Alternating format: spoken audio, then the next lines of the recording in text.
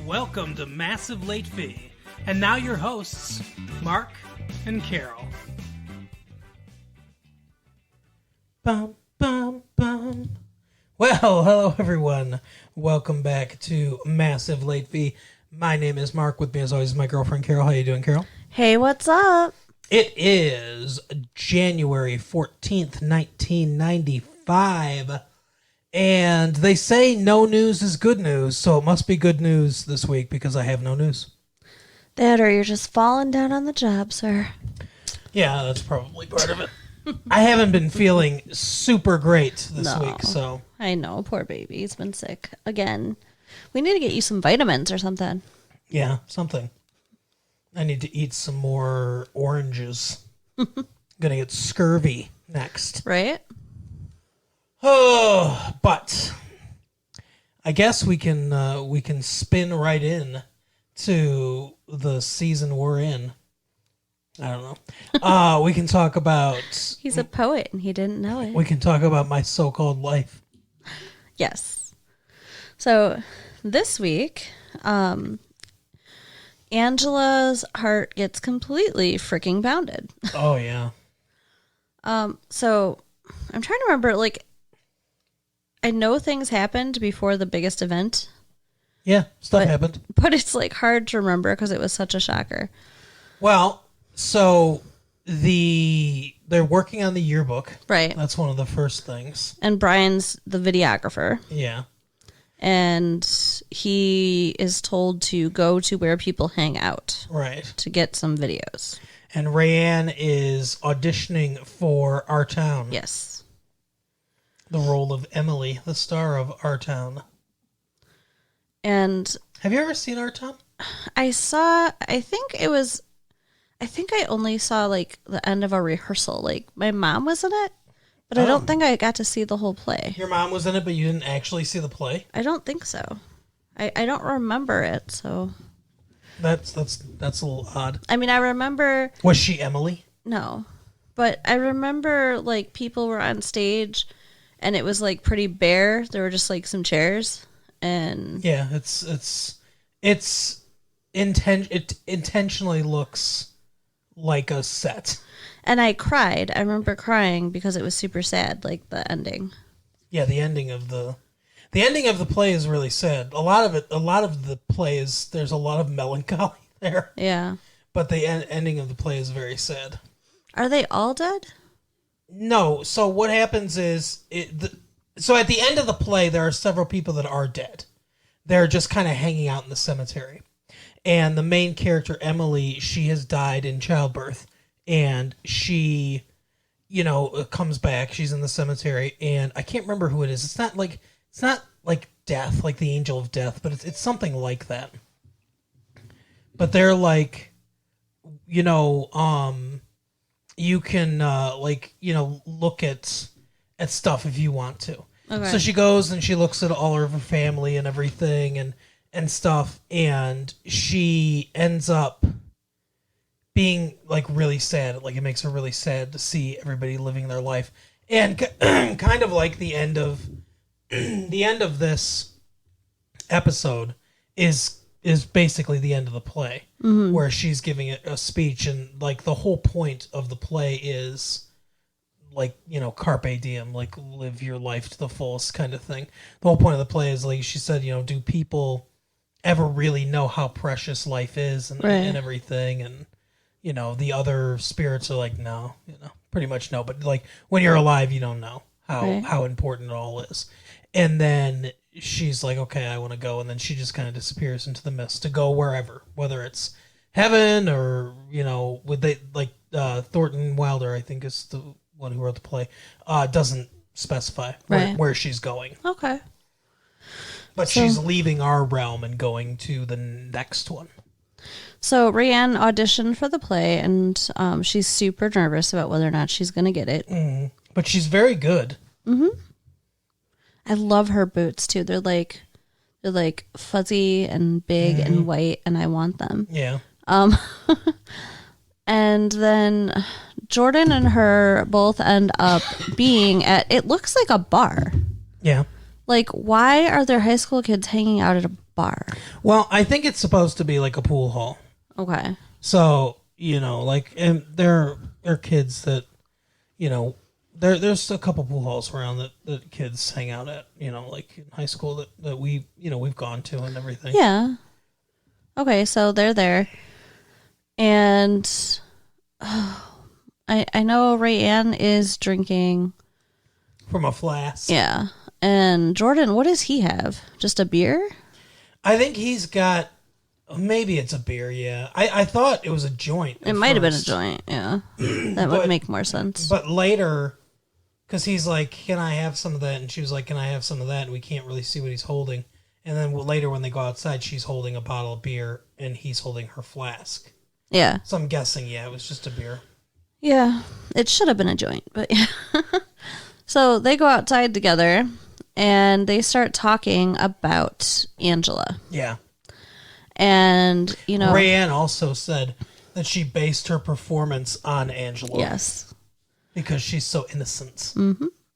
That she's so innocent and she doesn't even know that she's being innocent. Mm-hmm. Yeah.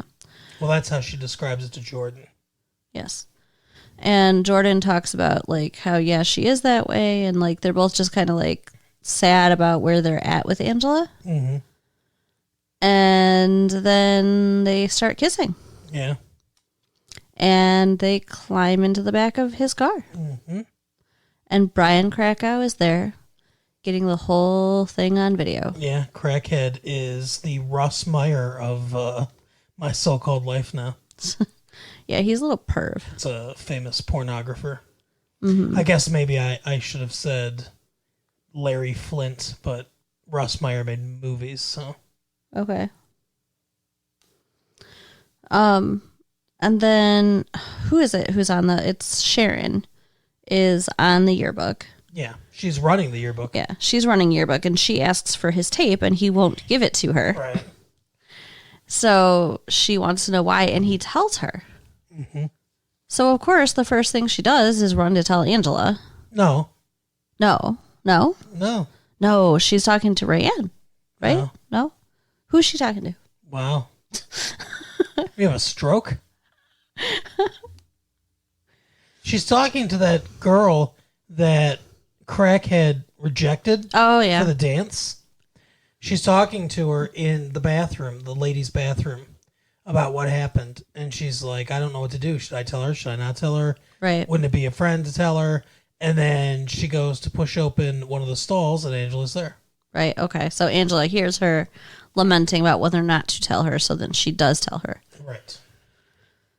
And Angela is at first like mad at Sharon and thinks that she made it up. And she's like laughing like it's so ridiculous. Yeah. At the same time, Crackhead tells Ricky what happened. I feel bad for Ricky. Yeah. Because it's like his whole friend group is just imploding. Mm-hmm. It's a real low energy episode. Do you think that's okay? Think it's okay to have a low energy episode? Yeah. Hey everybody, we're just gonna have a low energy episode today. Mark is very sick. We don't want to disappoint you guys, so we're powering through.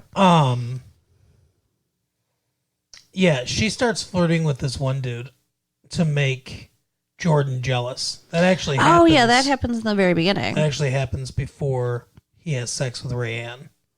And then when she finds it out, she's like, well, I'm going to come on to this guy even harder.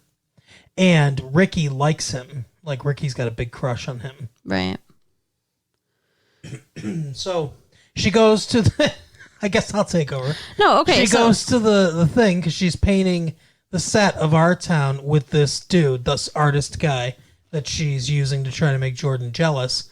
And Ricky's there as well because Ricky wants to be near this dude, even though he's not gay, but he still has a crush on him.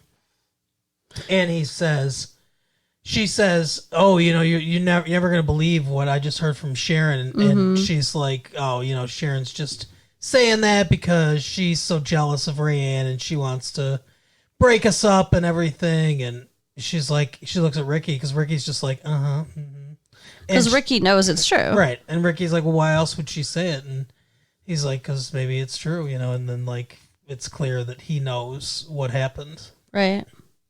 And then once she realizes, then she is a complete mess. Oh, yeah. And she's just like, I mean, she's sobbing, she's avoiding everybody. And then when she finally decides to come back out into the world, she's dressed like Rayanne.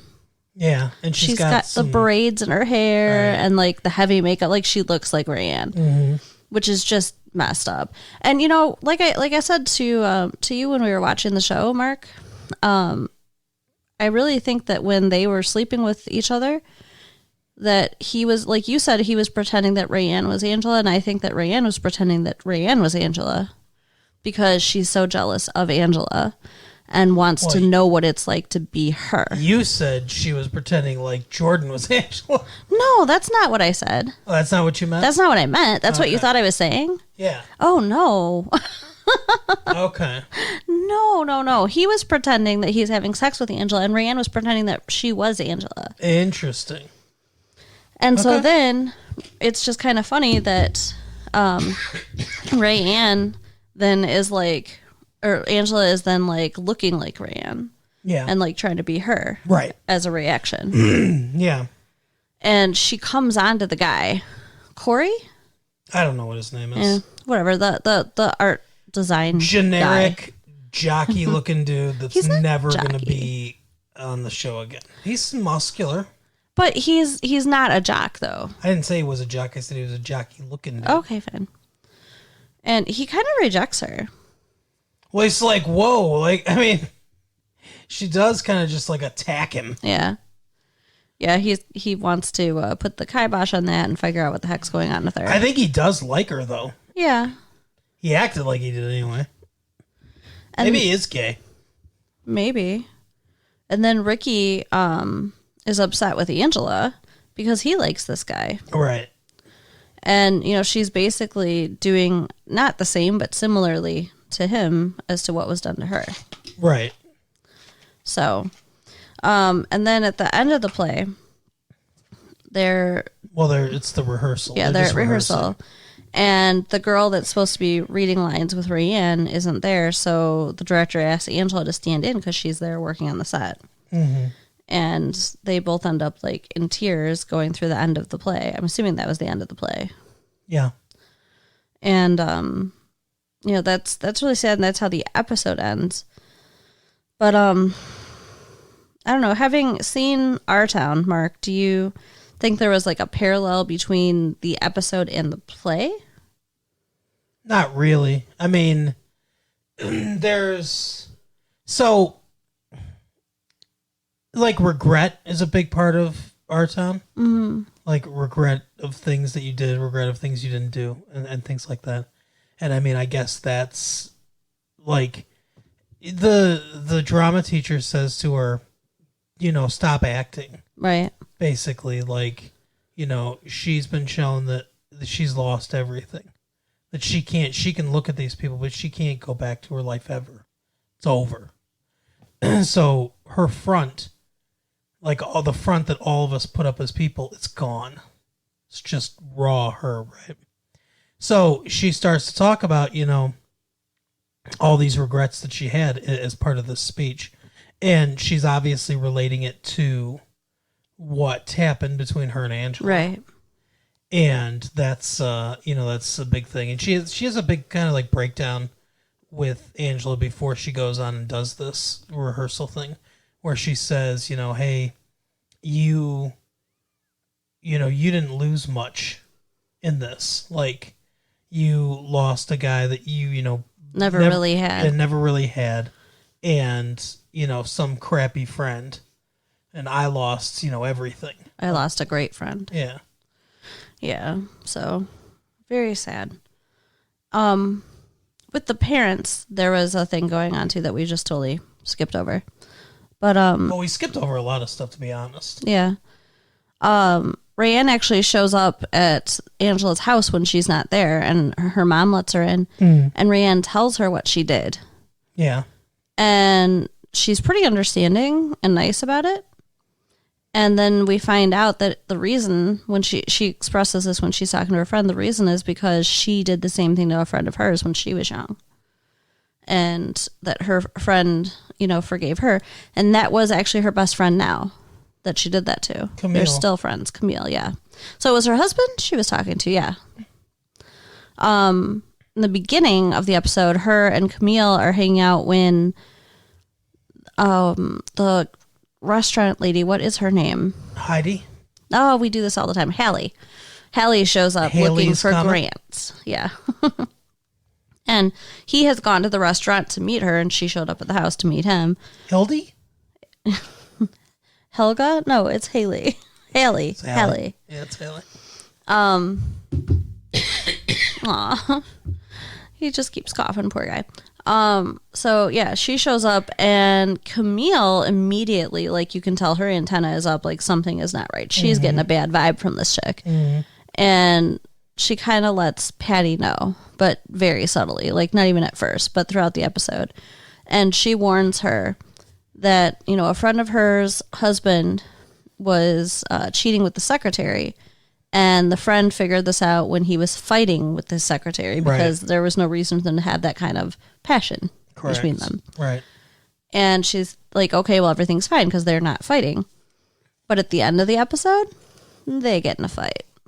Well, at the end of the episode, he's expressing frustration. Yeah. With Hallie. They both express it to each other too. Like, yeah, she says like how he's like driving her crazy because it's like starting over every time they talk, and he says that she's driving him crazy because, I don't know, because she walks around with frickin' Chinese food. Because she can't legally park a car because she's always late, that kind of stuff. That's what he tells his wife. Yeah. So, I don't know. We'll see what happens there. Mm-hmm. Do you think he's going to cheat? No. I hope not. I think it's going to get close, but I don't think he's going to do it. Like, I think it's going to get close again, but I don't think he's going to do it. I think they have a lot of problems, though, that they need to work on.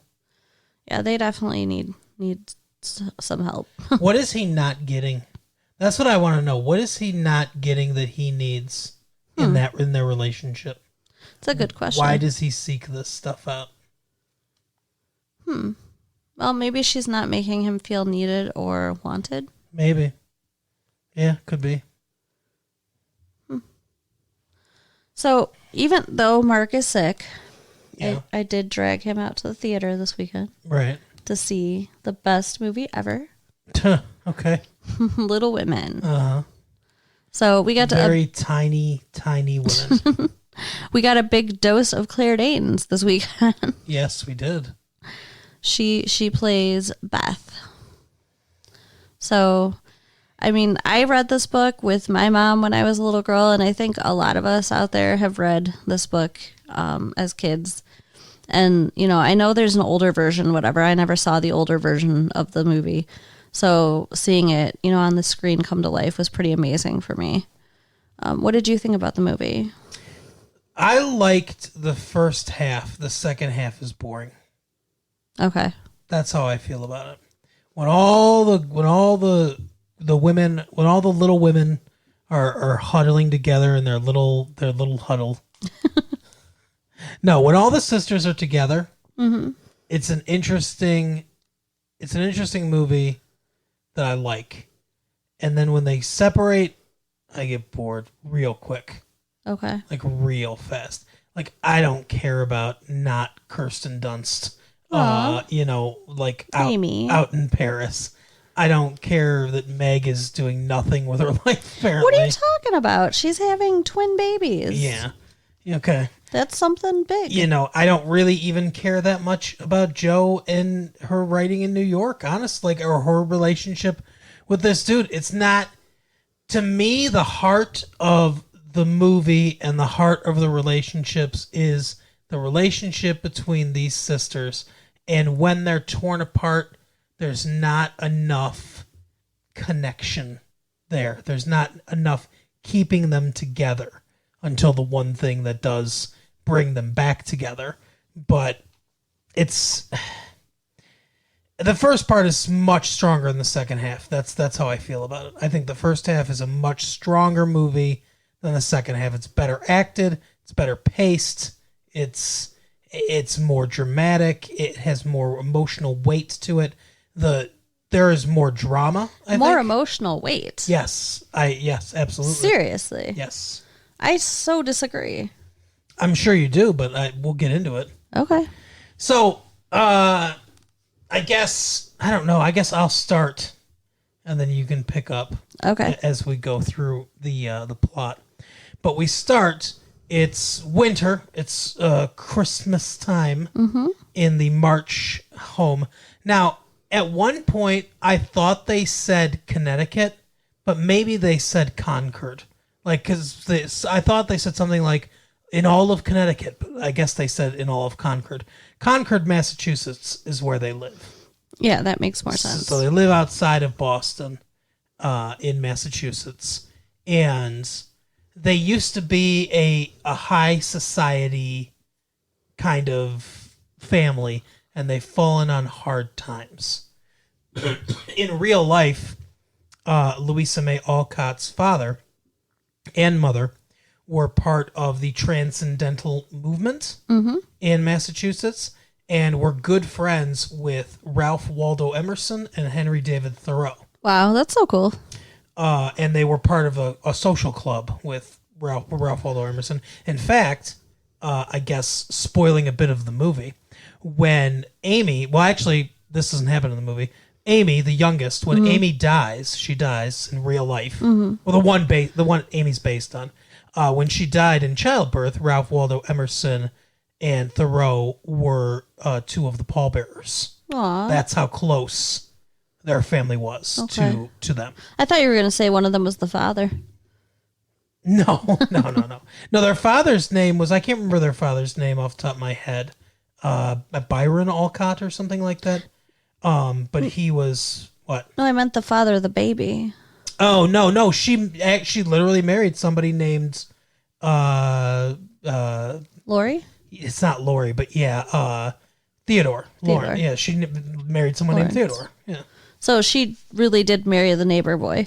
I don't know if it's exactly like the book or the movie where he lived directly next door, but in the neighborhood. Yeah. Okay. So I believe anyway. So she and Meg married a guy named John who was like a teacher or something like that. Okay. But anyway, so the book opens. They're down and out a little bit in society, and they there's a new German family in town or something because isn't that right? I'm trying to remember exactly how it begins. So they've got for their Christmas breakfast, they have bread, which is a luxury, and butter and fruits and all kinds of good things. Right. So their maid, who they somehow are still able to afford, I don't know exactly how that works. But she says, there's this new German family. The father's gone, like dead or whatever. She's got 4 kids with and about to issue another, as the parlance was back then. And she says, they're probably starving right now or whatever. It's basically what she says. It's like, yeah, they don't have any. I'm sure they don't have any breakfast. They don't have anything to rub together. So Claire Danes, Beth, says, well, I guess we might as well give them our bread. And then I think it's either Meg or Joe says, and the butter's no good without bread to put it on. So, so they end up taking their entire breakfast over to the German family, so the German family has something to eat, which is nice. Mm-hmm. They're good girls. And like I said, that could be that could have been my family, right? Because my family missed all the interesting things that happened in and around this country and the country that they came from, because most of my family is German.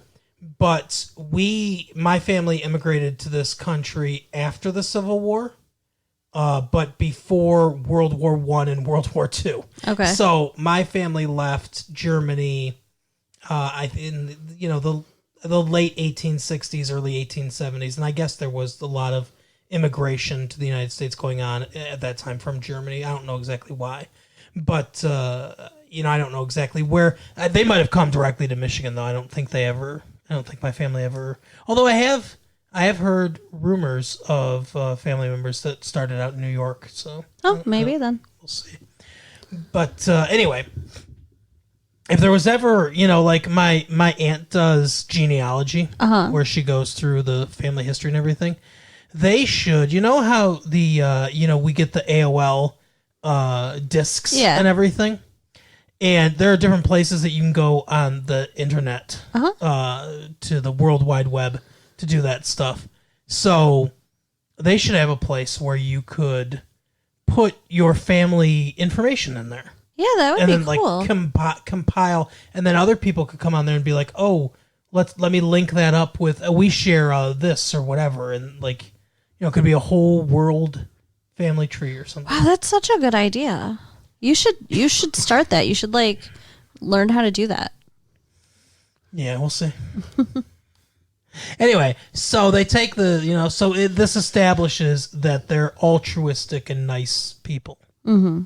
And they do have a new neighbor. It's as we said, Lori, Theodore Lawrence, who they call Lori or Teddy.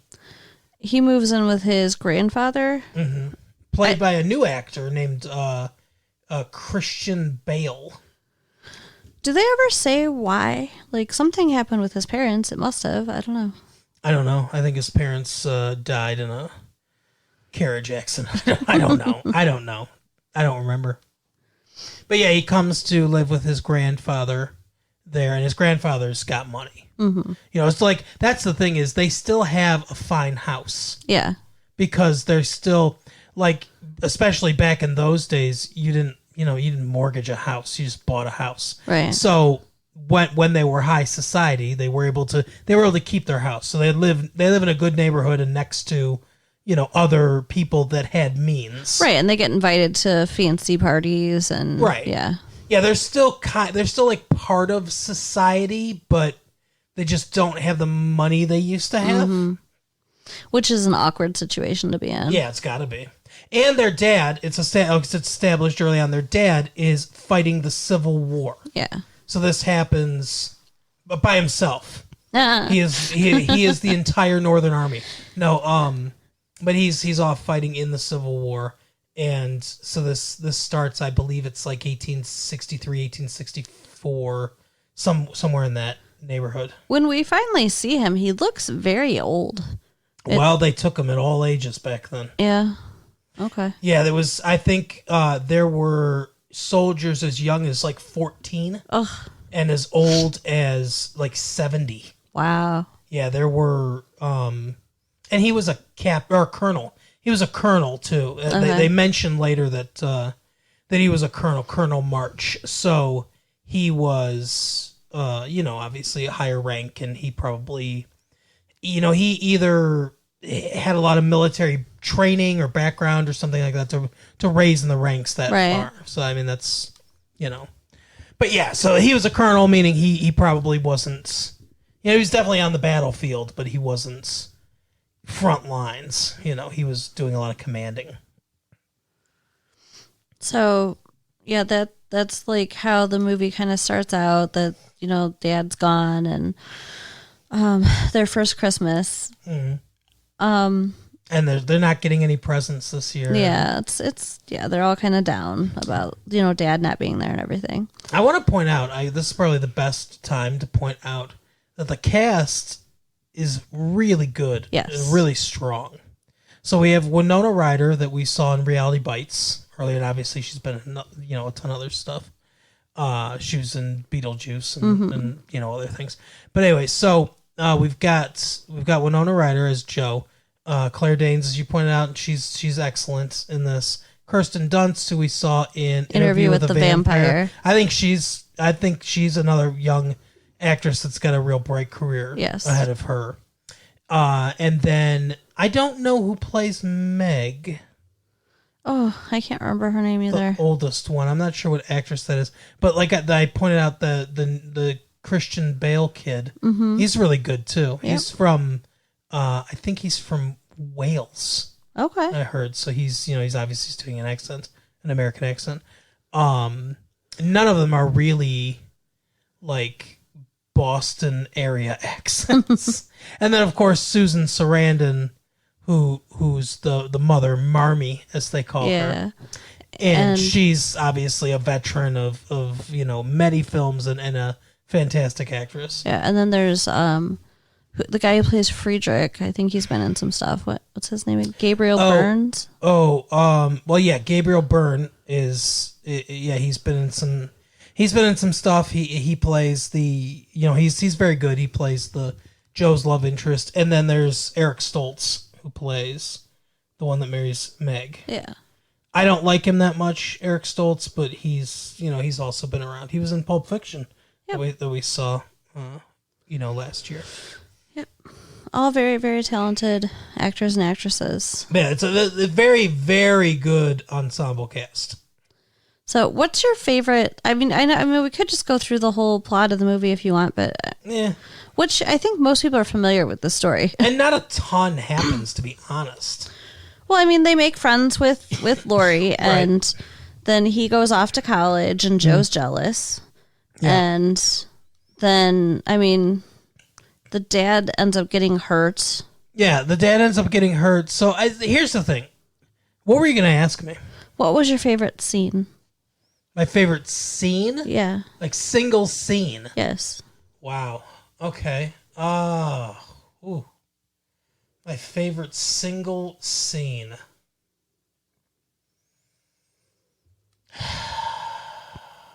Man, that's tough.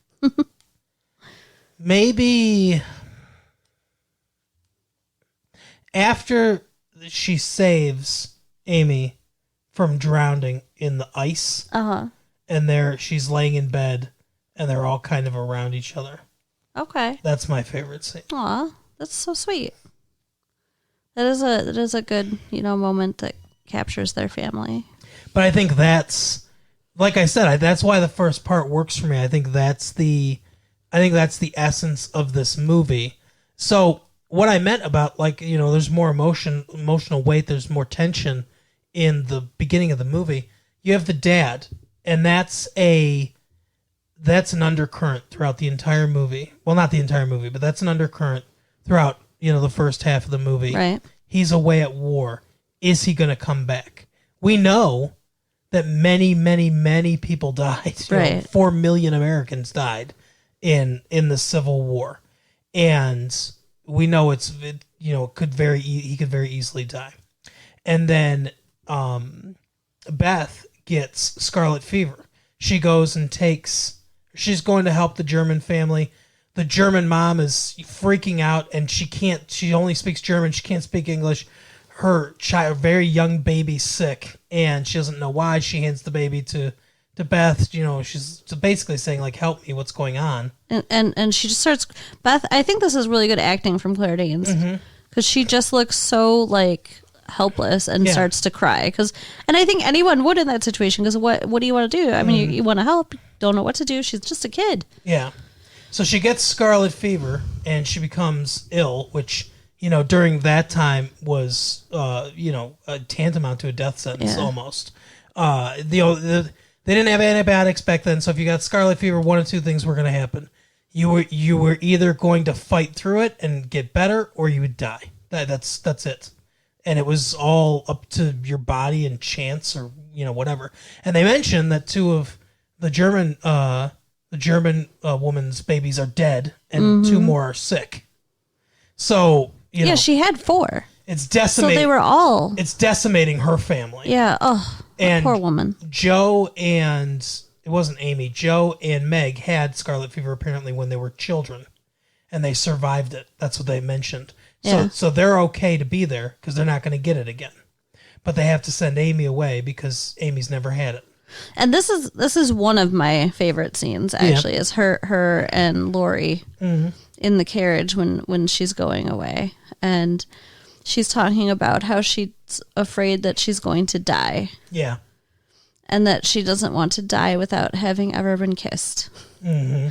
And she's all like snuggled up to him, and he says that he promises that he will kiss her before she dies. Right. Which you think is just him being sweet, but it's foreshadowing for sure. Yeah.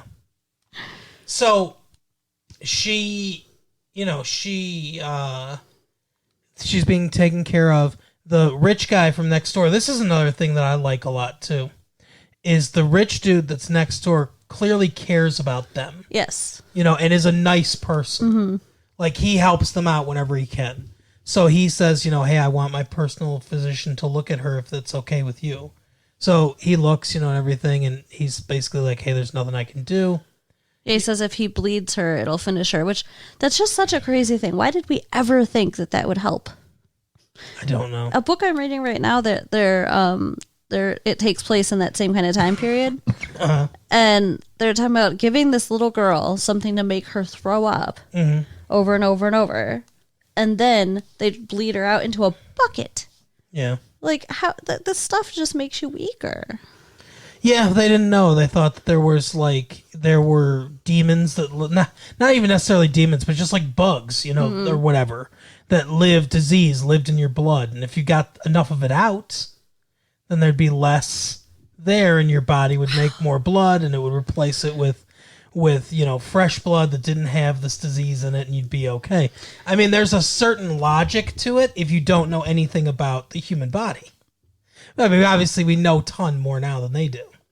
At least he was smart enough to recognize that he couldn't do that to her. Right. So Marmee comes home. She had been visiting the dad who's in the hospital in Washington, D.C., being treated for his injuries. And, she comes home and basically says, hey, get some vinegar, and we got to draw the fever down from the head, all this stuff. And she recovers. She does finally recover, and she's okay. But they say her heart was weakened. Well, yeah. I mean, here's the thing. In real life, with Louisa May Alcott's sister, Beth, got scarlet fever when she was young. She was weakened. She died at 22 from heart failure, basically. And that, that was common with scarlet fever back then, is even if you survived it, weaken your heart. She said that she was, I'm trying to remember exactly how she wrote this, but she said to her dad, her dad was traveling at the time, actually, with the transcendental movement and stuff. And she had taken a turn for the worse, so he came home, and she said that she was okay, dying and everything. She said something like, I'm the most disposable of the four, or something like that. Like I'm the one that could, that could most easily go, kind of thing. That's awful. Which is similar to something that she says in the movie, where she says, I'm not a great writer like you. I'm not, whatever like Amy. I'm not like whatever like Meg. And she really does feel like she's just kind of there, not in a mean way, but just like that. And then she doesn't have a drive to do anything else. Right. She just wants to be home, but she doesn't want to be left behind. Mm-hmm. Louisa May Alcott wrote that her sister finally put down her sewing because it was too heavy, too hard for her. They talked for a while, hugged. About 3 a.m, she said she gave one last look with her beautiful eyes, and then faded from this world. And that's because she was there when she died. So it's like that. That's the second half of the movie, and I mean that's probably the centerpiece of the second half of the movie, as far as the emotional centerpiece of that. That section. But when she's sick and she recovers the first time, I felt more then than I did the second time. Really? Yeah. Oh, I didn't. But that's because you've read the book and you know what happens. Yeah. But I mean, when she's sick the first time and the whole family's there, and it's it's a crisis. Yeah.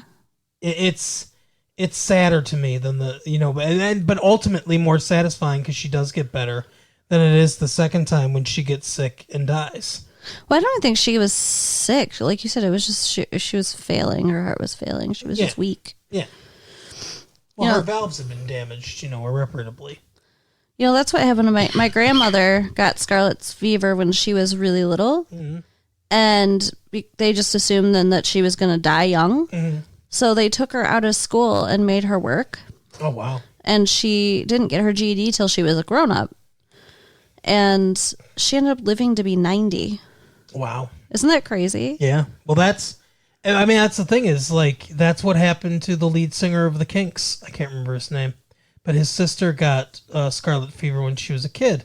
And, like we said, that can lead to, heart problems later in life. And he wrote this song for her called Come Dancing after she died. This was a while after she died. But she was living in Canada with an abusive husband, apparently. And she flew to England for his 13th birthday. And she gave him a guitar, because I guess she always supported his music and stuff. And she went to one of the old dance halls that she used to go to when she was a teenager. And she died of a cardiac arrest on the dance floor. Aww. But then he wrote the song Come Dancing, and it's, it's for her. It's a really very good song. Even John Lennon said that, I wish I could remember the name of the lead singer of the Kinks. But, even John Lennon said that he was the best songwriter that he'd ever, and it's a real powerful song. But yeah, it happened a lot. Your grandmother obviously was real lucky. Yeah, the exception to the rule. Right. But yeah, a lot of times people would die young if they got scarlet fever because it does weaken your heart pretty badly. So another, thing that's going on in this movie is the, multiple love stories. But, Laurie has fallen in love with Joe. Right. And when he comes home from college, he proposes to her. Yeah. Meg has one love interest the entire movie. Yeah, John Brooks. Yeah, Eric Stoltz. Mr. Brooks. Who he kind of courts her. He ends up marrying her. That's pretty straightforward. Yeah. Beth doesn't really ever court anybody. She dies young. Yeah. Joe, like you said, Laurie proposes to her, and she's basically like kind of laughs, and she's like, no, kind of thing. Well, she doesn't laugh. I mean, maybe like a little. It's a defensive laugh. Yeah, but yeah, she definitely turns him down. But I mean, it hurts her heart. You can tell she doesn't want to hurt him. She clearly looks at him as a brother. Yes. She loves him very much, but she loves him like a brother. She does not look at him romantically at all. And he's been in love with her since the first moment he saw her, as he says. Mm-hmm. And he says to her that one day she will meet somebody that she falls, because she's like, I don't want to be, basically she says, I don't want to be with any man. I want to write my books and not be, weighed down by this or whatever. And he says, no, you're going to find somebody that, basically saying you're going to find somebody that you feel about the way I feel about you. And, it's going to change you or whatever. You will live and die for him. That's what he says. And he's right. That is what ends up happening, because she finds does. Gabriel Byrne. Mm-hmm. But so, and that's another thing about the second part of this movie that I didn't like that much. Huh. So he goes to England, and he's like basically whoring it up, or whatever. And the aunt, because Joe is reading and like kind of caretaking the aunt until Joe gets a little older, goes to New York and everything, until Joe gets a little older. Basically, ever since the scarlet fever incident. Yeah, when Amy got sent away, then she became the companion for the aunt. Yeah, exactly. So the aunt's going to Paris, and she asked Amy to go with her, to accompany her, and Joe's, a little upset because... More than a little. She wants to go to Paris. She had always wanted to go. That was something that motivated her to be a companion to the aunt. This was a plan that they were going to... I don't think they expressed that in the movie. Mm-hmm. This was a plan. Like, she was supposed to go with her. Oh, okay. And instead of getting to go with her, Amy goes. Well, in real life, Louisa May Alcott did go to Paris, so Yeah. when she was an adult. So I guess that's comfort. But anyway, so she goes to Paris, and Louisa May Alcott goes to New York to start trying to write. That was where she meets Gabriel Byrne, and her life goes down that path. But anyway, so Laurie meets up with Amy, a now adult Amy, in Europe. I think they're in Paris. Yeah, she's there studying art. And he basically starts courting her. Well, she's already dating one of his friends that he had introduced them to. Mm-hmm. And it's so cute. I love the whole interaction with him and Amy. And, when her and her aunt are leaving and he says, is she engaged to him? He asks the aunt and she's like, not yet. You better hurry kind of thing. Mm-hmm. And he does, when he tries to court her and she rejects him because she thinks that, he's not serious about her, that he just wants her for her family, that kind of thing. And that's the thing, is that's one of the reasons I don't like this, is because it rings false to me. It rings false that he's actually in love with her. I think she's right, and he just wants to be part of their family. He lost his family when he was young, and he had to go live with his grandpa.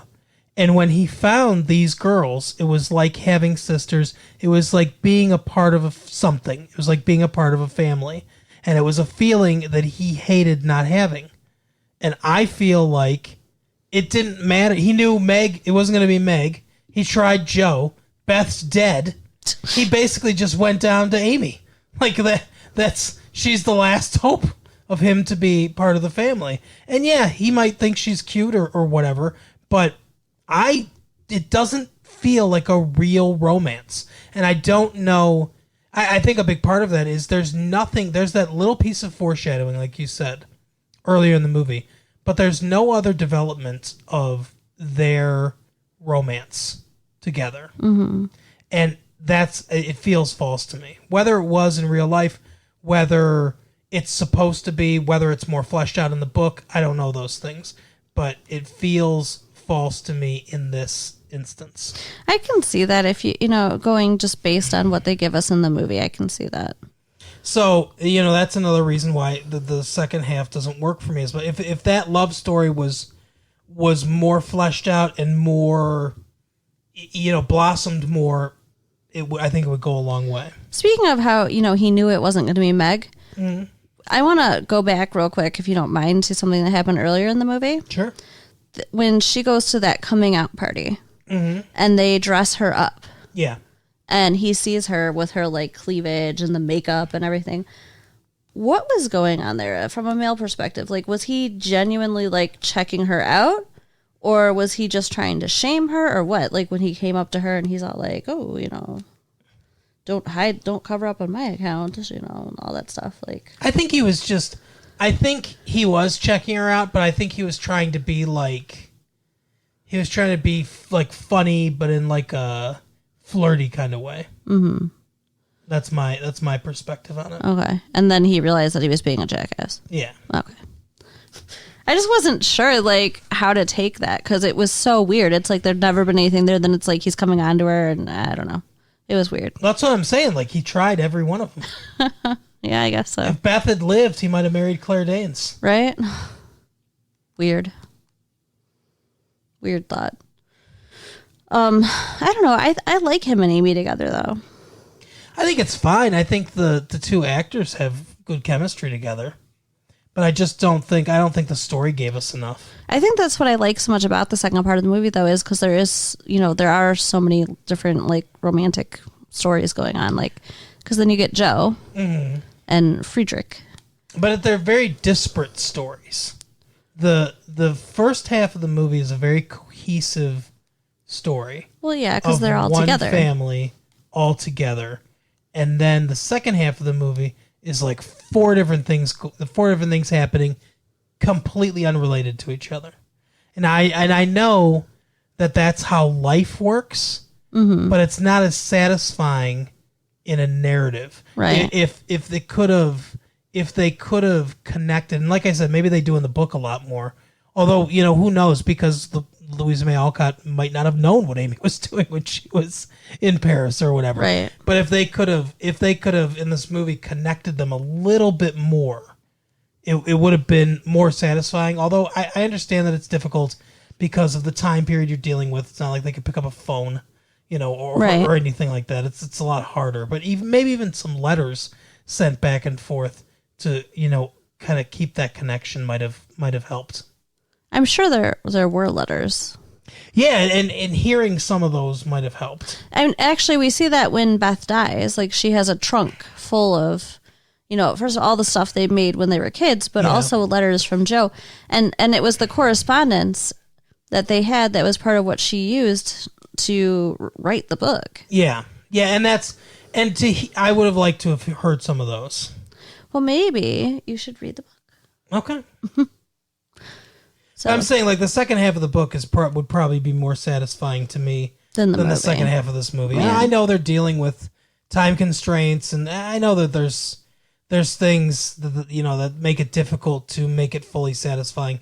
But it's just, like I said, to me, the first half is a very cohesive unit, very satisfying. We have clear stakes, we have clear emotional connection, and then the second half gets a little muddled.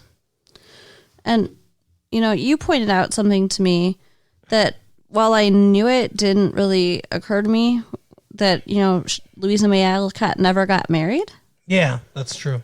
So it makes it kind of sad to me that she ends up with Friedrich, because it's like she ended her own story in this happy, put a bow on it way that it didn't really ever end for her that way. But maybe, it is loosely, I mean, there's a lot of parallels to her real life. Right. But it is loosely based still. I mean, maybe she really didn't want to get married. Maybe the reason that she put this in there, maybe what she says to Laurie is actually how she really felt. Right. Like, I don't want to, but maybe she put this romantic subplot and end in there because that's what she felt like the audience was going to want to feel satisfied with the direction of the book, or maybe even her editors were like, hey, you got to give her a guy to get in the end, or you know what I mean? Like, it could have been something like that. She might not necessarily have felt like that. She might have been like, well, this is a good arc for this character, Jo, that's largely based on me, but it's not entirely me. Right. But it's not exactly how I'd want to do life. That makes sense. Because if she wanted to have a husband, I'm sure she could have. She was a fairly well-known writer during her lifetime. Little Women was published, I believe, in 1868. She died in 1888. Okay. And it was a pretty celebrated book when it came out. So for 20 years, she was a fairly celebrated author. So I think if she really wanted to, she could have gotten married, probably. Probably.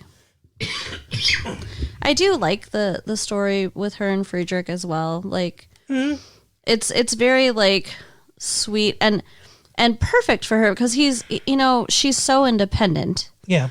And he's so supportive and doting, like bringing her coffee while she's writing. And, that's the kind of guy that she needs. She's not one that's going to dote on the guy. Yeah, well, it's funny because Laurie says to her, you won't have to write. Then there's a beat, because he's going to be a big lawyer or whatever. You won't have to write beat unless you want to. Mm-hmm. And Friedrich's response is, write better. Yeah. You know what I mean? Like, he's like, he realizes that writing is a part of who she is. That there is no, you don't have to write unless you want to. Like, he knows she's a writer. She has to write. And he's like, she says, like, I want your, honest opinion too. And he's like, basically says, yeah, I mean, you're a good writer, but what you're writing is dumb. Like, like these fairy stories and stuff, like, no one cares. You put you into this book. There's no you in it. And that's true. If you're a writer, you have to put some of who you are into everything that you write, or it's worthless. Yeah. You could use all the right words and everything, but it's cold. There's no emotion to it. if you do it like that. And in reality, it was her father who suggested to her that she write this book, that she write about her life. Yeah. So. And her father was, and maybe that's the thing, maybe Friedrich, because the father's not in this much, honestly. Yeah. Maybe Friedrich is a father stand-in. Maybe. Maybe Friedrich's more like... Ooh, that's some Freudian stuff right there. Well, because he talks about how he's a transcendentalist too, right? Yeah. And her dad was a very... And he goes away for a while, like her dad was away for a while. And then comes back, at some point. Yeah. So, yeah, I mean, it could be that Friedrich... I bet you she got a lot of Friedrich from her dad. That makes sense. And I know she loved... I don't know because I didn't know her, but... by all accounts, from all her writing and everything, she loved her dad quite a bit, and her dad was very supportive of her writing career, and in a time when women weren't supported nearly as much as they should be in those kind of endeavors. But both her mother and her father were very like enlightened type people. They were suffragettes. They were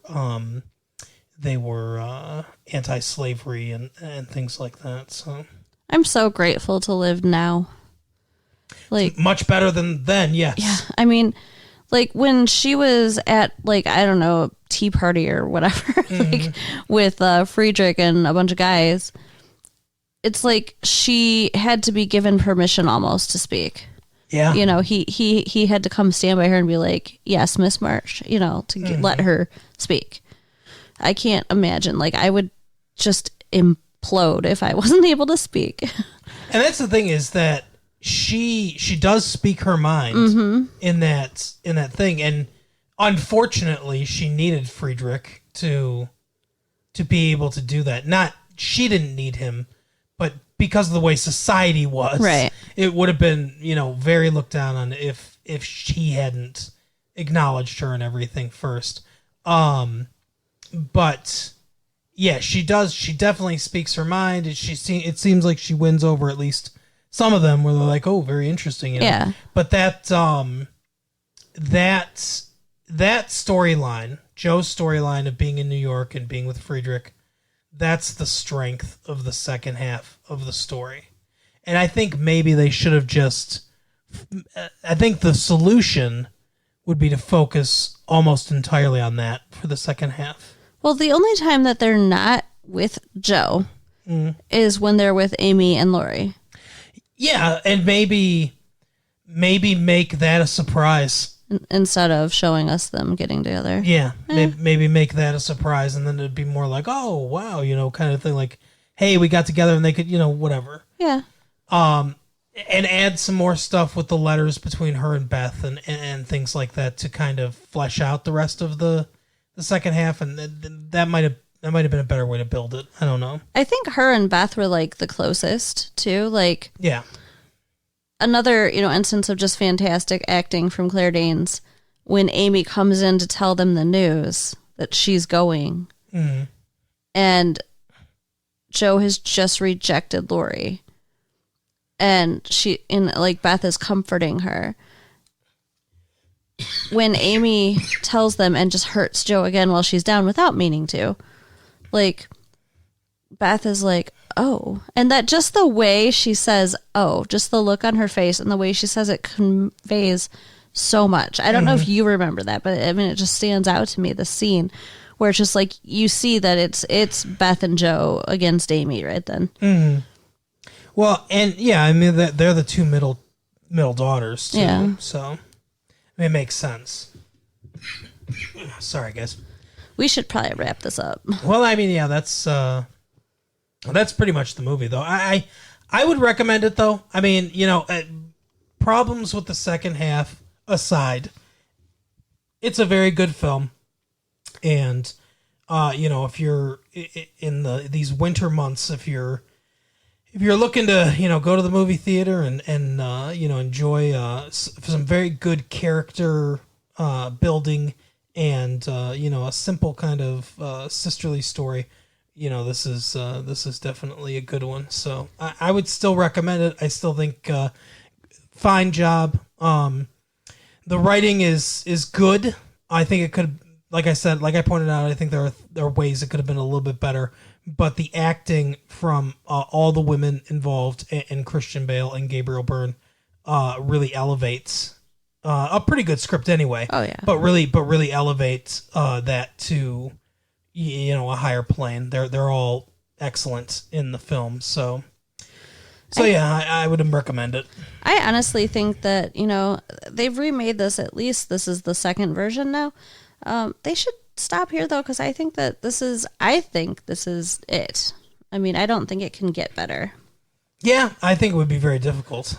So, we got a couple letters from fans. Did you want to read those? Oh, you know what? I didn't bring them with me. Oh, okay. We're gonna have to do that next episode. I'm sorry, guys, but we did get a couple of letters from fans, and it really means the world to us, and I will share them with you. Okay, so if you wrote into us, we will read that out next time. Don't worry, we did get your letters. We did. So in my locker. Thank you so much, guys. We will read that out next time, and then if you want to write to us and have us read some of your thoughts on next episode, if you want to join the people that already wrote to us, you can reach us at latefee1994@aol.com. So you can write us a message there, and we will reach out to you. All right. Have a good day, everybody, and we can't wait to hear from you. All right, bye. Bye.